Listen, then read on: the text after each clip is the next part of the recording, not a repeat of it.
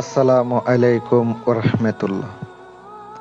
তান্ত্রিক মহাগুরু চ্যানেলের পক্ষ থেকে স্বাগতম। আমি সাইফুল কবিরাজ। প্রত্যেকবারের মতো আজকে একটা ভিডিও নিয়ে আসলাম।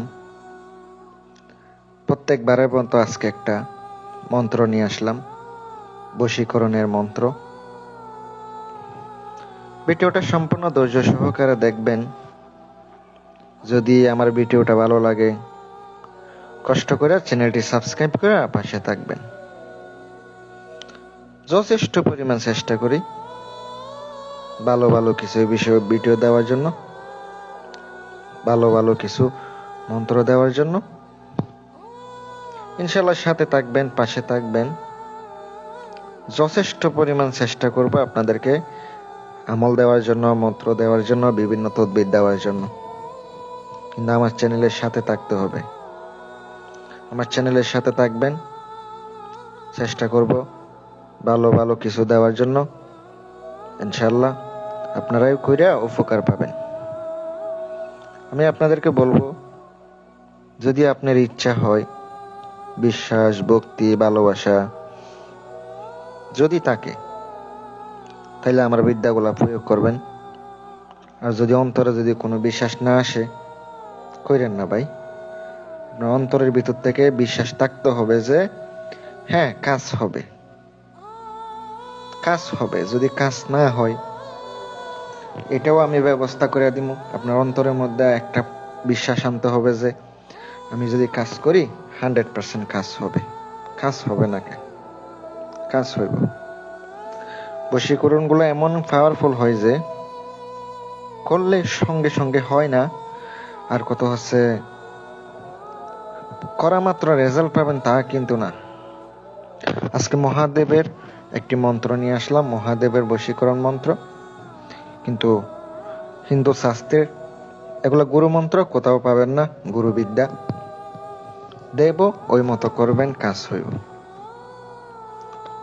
আর বিশ্বাস 100% রাখবেন। বিশ্বাস না থাকলে কইরেন না। বিশ্বাস যদি না থাকে ভাই, যতই করেন, যতই কিছু করেন, কিছু হবে না। মনের ভিতর থেকে একটা, অন্তরের ভিতর থেকে একটা আন্তরিক বিশ্বাস, ভরসা রাখতে হবে। যারা দূরে থেকে, দেশ এবং দেশের বাহির থেকে বশীকরণের কাজ, বিচ্ছেদের কাজ, বান মারার কাজ করাইবেন, খরচ দিতে পারলে যোগাযোগ করেন। আমি কোনো ভিডিওতে বলি নাই যে কাজের পরে টাকা দিবেন, এমন কোনো বলি নাই। আপনার মনোযোগ না দিয়ে, না শুনে আবার আমার ফোন দিয়া কর কাজের পরে টাকা দিব, কাজের পরে টাকা দিব। আপনি নিজের কাজ নিজে করেন, আমার কাজ দিতে হবে।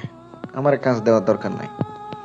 আর অনেকে কমেন্ট বক্সে এসে উল্টাপাল্টা কমেন্ট করতেছেন, আমি কিন্তু তাদের বিরুদ্ধে ব্যবস্থা নেব, বলে দিলাম। উল্টাপাল্টা কমেন্ট করবেন না, যদিও করেন তাহলে কিন্তু সমস্যা হবে।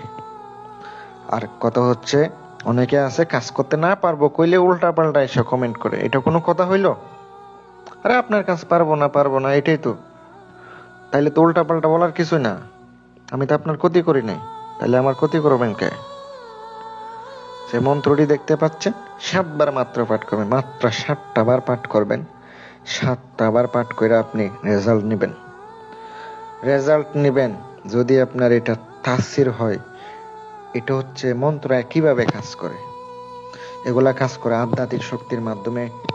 এগুলা সাধন করতে করতে করতে করতে মন্ত্র একটা জাগ্রত হয়, মন্ত্র সিদ্ধ হয়। এই আধ্যাত্মিক পাওয়ারের মাধ্যমে কিন্তু কাজ করলে খুবই কাজ হয় বেশি। এগুলো পাওয়ারের মাধ্যমে কাজ করে, মন্ত্রের শক্তির মাধ্যমে কিন্তু কাজ করে। এমনি এমনি করবেন, হইয়া যাব, মন্ত্র প্রয়োগ করবেন, 3বার ফেরা ফু দিবেন, কাজ হয়ে গেছে, তা কিন্তু না ভাই। এমন হইলে কিন্তু কখনো কিছু হয় না। ফুক দিলে কাজ করে না। মন্ত্র 333 বার জপ করে নেবেন। শনি মঙ্গলবারে নিরামিষ খাইবেন। নিরামিষ খাইয়া তারপরে 333 বার জপ করবেন, সিদ্ধ হবে। এবার কাজের নিয়ম বোঝেন।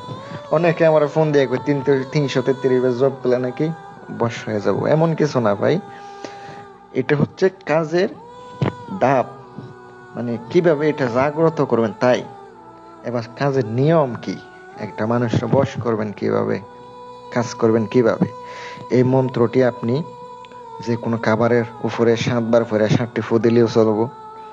চাইলে আপনি একটা গামছার উপরে 7বার ফেরা 7টা ফু দিয়ে ওই গামছাটা যদি কোনো রকম ওই ব্যক্তির শরীরে দেওয়ান যায়, তাইলেও কাজ করব। আর চাইলে কিন্তু পুতুলের উপরেও প্রয়োগ করতে পারেন। পুতুলের উপরে যারা কবিরাজ আছেন তারা বুঝা গেছেন কিভাবে পুতুলে প্রয়োগ করবেন। পুতুলে প্রয়োগ কইরা তারপর আপনি চলাচল পথে পুঁতে দিবেন। তার ব্যবহারের কাপড় লাগবো, নখ চুল এগুলো অবশ্যই দরকার হয়। ব্যবহারের কাপড় চুল নখ এগুলো দরকারই হয়। আর সাবধানে কাজ করতে হইব। আর চালানি কাজ করতে গেলে তবে অনেক টাকা খরচ হয়, আসন দিতে হয়, অনেক কিছু খরচের ব্যাপার আছে। খরচ দিতে পারলে যোগাযোগ করেন। আল্লাহ হাফেজ।